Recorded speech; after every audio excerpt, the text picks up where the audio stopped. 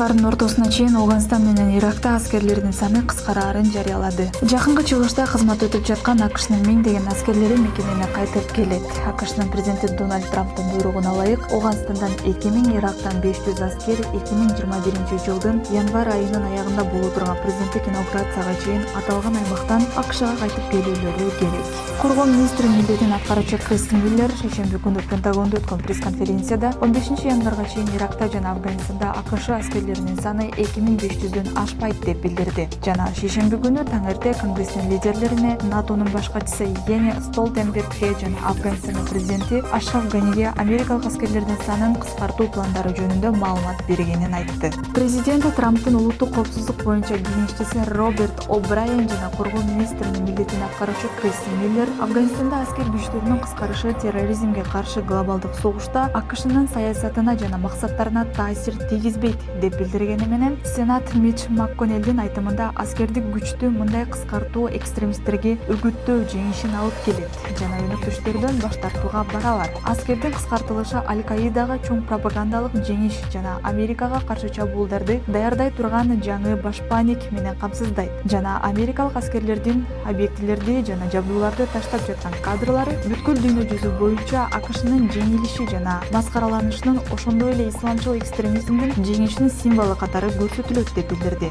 Митч президентти ислам мамлекети жана Аль-Каида узак мөөнөттүү жеңилүүгө шарт түзүлгөнгө чейин Талибанга кысым көрсөтүүнү улантууга үндөдү. Болбосо Сенаттагы республикачылардын лидеринин айтымында Афганистандан аскерлердин чыгып кетиши ислам мамлекетинин бекемделишине шарт түзүлөт деп Сенаттан кайрылуу жасады.